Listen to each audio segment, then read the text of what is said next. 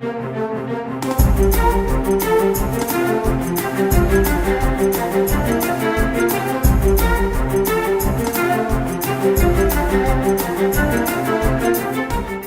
un écrivain qui, depuis finalement le XVIIe siècle, a été constamment traduit dans toutes les langues.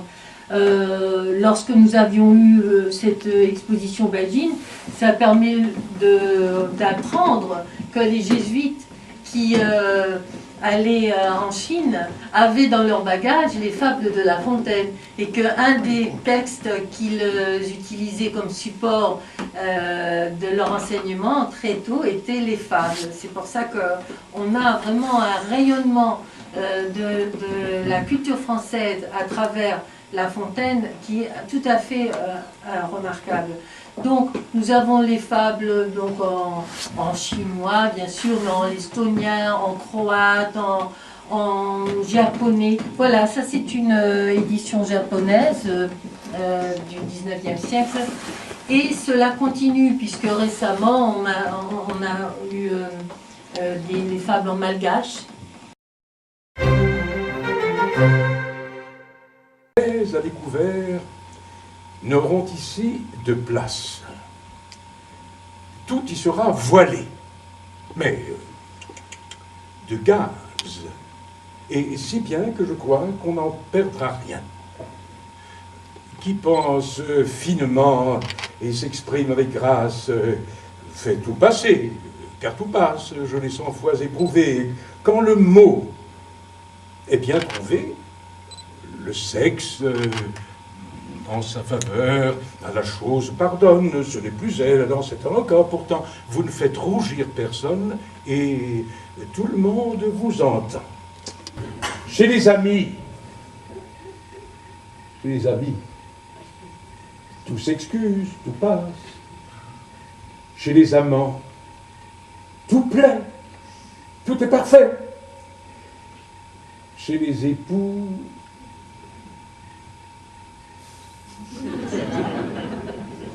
tout ennui et tout lasse.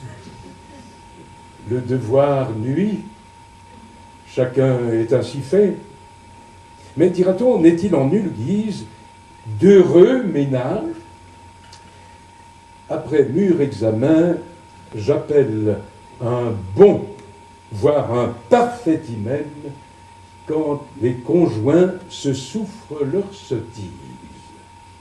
Mais un tel cajole votre femme. Ma foi, qu'il fasse ce qu'il pourra, je ne m'en soucie point. Il s'en lassera, comme j'ai fait. Et j'ouis dire qu'autant jadis, le genre humain avait fenêtre au corps, de sorte qu'on pouvait, dans le dedans, tout à son aise lire, chose commode aux médecins d'alors. Mais si d'avoir une fenêtre au corps était utile, une au cœur, au contraire, ne l'était pas. Dans les femmes, surtout. Car le moyen qu'ont pu venir à bout de rien cacher, notre commune mère, dame nature, y pourvut sagement par deux lacets de pareille mesure. L'homme et la femme eurent également de quoi fermer une telle ouverture. La femme fut lacée un peu trop drue. Ah, ce fut sa faute. Elle-même en fit cause, n'étant jamais à son gré trop bien close. L'homme au rebours et le bout de tissu rendit en lui la nature perplexe.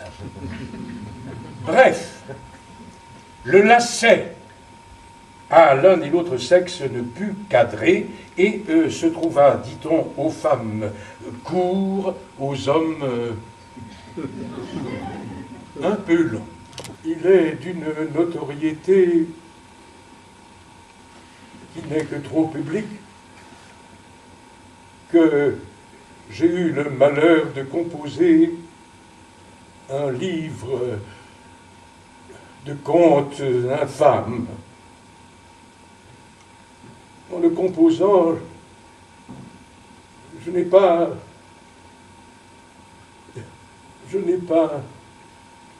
su que ce fut un ouvrage aussi pernicieux qu'il est. On m'a sur cela ouvert les yeux, et je conviens que c'est un livre abominable.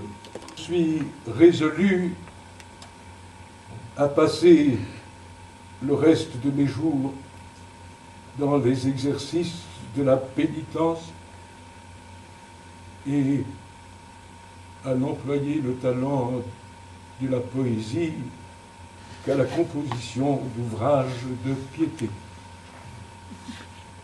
Mal qui répand la terreur. Mal que le ciel, en sa fureur, inventa pour punir les crimes de la terre. La peste, il faut l'appeler par son nom, capable d'enrichir en un jour l'Achéron, faisait aux animaux la guerre. Ils ne mouraient pas tous, mais tous étaient frappés. On n'envoyait point occupé à chercher le soutien d'une mourante vie. Nullement n'excitait leur envie. Ni loup, ni renard, n'épiaient la douce et l'innocente proie. Les tourterelles se fuyaient. Plus d'amour, partant, plus de joie. Le lion d'un conseil et dit: mes chers amis, je crois que le ciel a permis pour nos péchés cette infortune.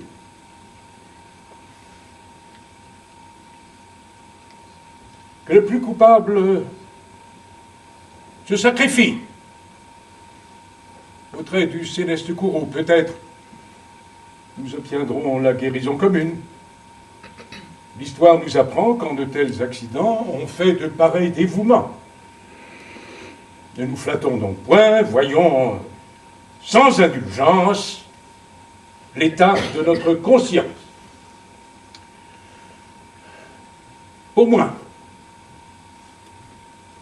satisfaisant mes appétits gloutons, j'ai dévoré force moutons. Que m'avait-il fait? Nulle offense.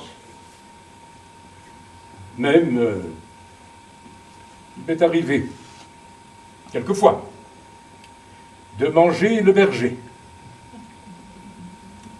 Je me dévouerai donc s'il le faut. Mais je pense qu'il est bon que chacun s'accuse ainsi que moi.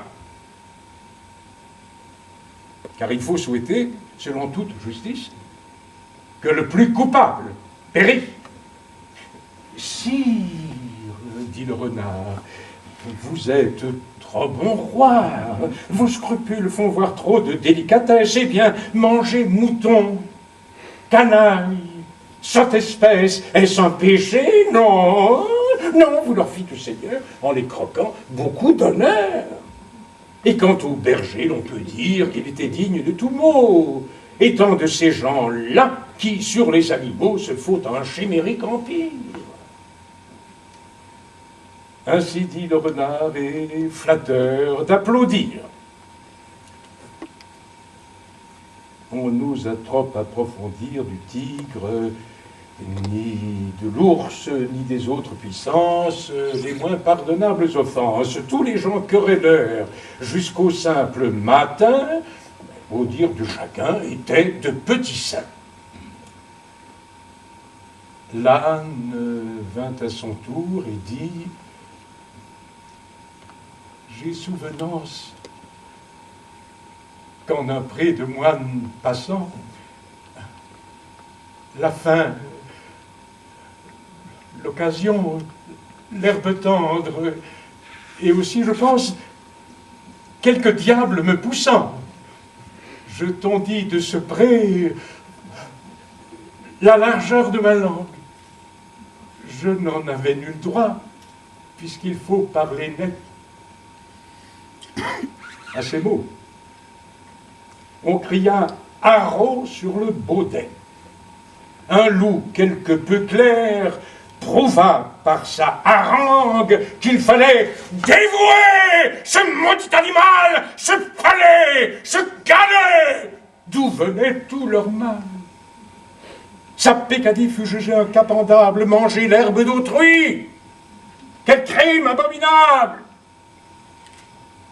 Rien que l'amende était capable d'expier son forfait.